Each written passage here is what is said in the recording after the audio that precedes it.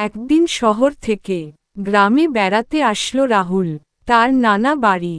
একটা সময় রাহুল তার নানা বাড়ির সামনে চলে আসলো।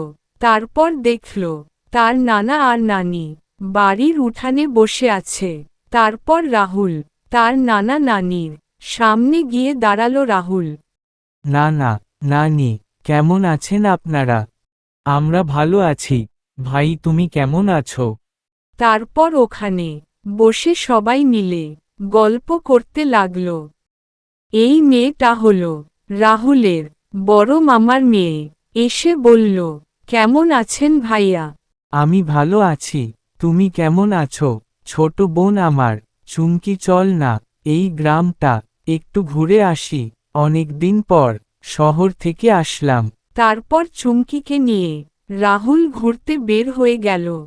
গ্রামের মধ্যে অনেক বড় একটা পুকুর আছে। তারপর হাঁটতে হাঁটতে পুকুর পাড়ে গেল।